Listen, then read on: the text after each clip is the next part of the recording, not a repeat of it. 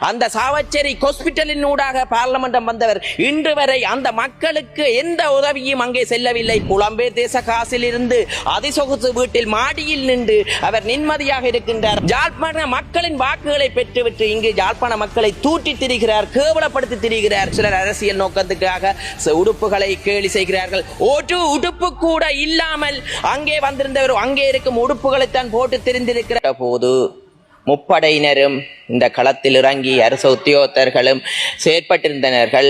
அந்த மீட்பு பணியில் ஏற்படும் போது கூட அவர்களது உயிர்களையும் ஒரு சிலர் இழந்திருக்கின்றார்கள். அவர்களுக்கு ஆழ்ந்த இரங்கலை தெரிவித்துக் கொண்டு எனது உரைக்கு வருகின்றேன். நான் யாழ் மாவட்டம் என்ற வகையில் யாழ் மாவட்டத்தில் மொத்தமாக இருக்கின்ற குடும்பம் 2,13,391 குடும்பங்கள் யாழ் மாவட்டத்தில் வசிக்கின்றனர்.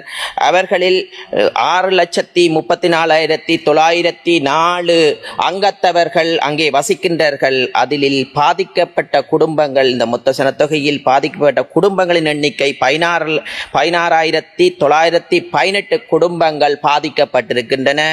மொத்தமாக சனத்தொகையில் 53,828 அங்கத்தவர்கள் இந்த மழையினால் பாதிக்கப்பட்டிருக்கின்றனர்.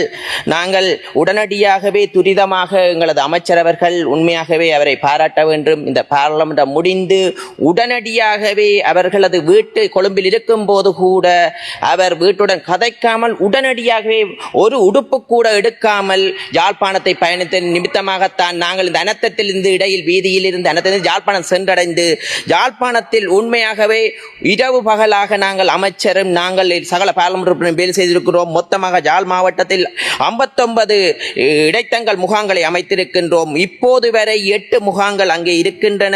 பலர் கூறுகிறார்கள் யாழ்ப்பாணத்திற்கு அதிகளவான நிதி ஒதுக்கினது என்று. ஆனால் நாங்கள் ஒன்றை கூறுகிறோம், அனைத்து பிரதேசங்களுக்கும் ஒரே சமமான ஜனாதிபதி நிதிகளை ஒதுக்கி இருக்கின்றார். அந்த வகையில் நாங்கள் யாழ்ப்பாணத்தில் உண்மையாகவே நாங்கள் வீதத்தை பார்க்கும்போது, பாதிக்கப்பட்ட வீதத்தை பார்க்கும்போது யாழ் மாவட்டத்தில் 8.48 வீதம் மக்கள் யாழ் மாவட்டத்தில் பாதிக்கப்பட்டிருக்கின்றார்கள். அதே போன்று கிளிநொச்சி பிரதேசத்தில் மக்களின் சனத்தொகையானது 1,35,000 மக்கள் தொகை குடும்பங்களை கொண்டுள்ளது. அதே நேரம் அங்கே இருக்கும் குடும்பங்கள் 50,752 குடும்பங்கள் இருக்கின்றன. அதில் பாதிக்கப்பட்ட நபர்கள் 28,093 நபர்கள் பாதிக்கப்பட்டிருக்கிறார்கள். குடும்பங்கள் 8,778 குடும்பங்கள் கிளிநொச்சியில் பாதிக்கப்பட்டிருக்கிறார்கள். கிளிநொச்சியில் பாதிக்கப்பட்ட வீதம் 20%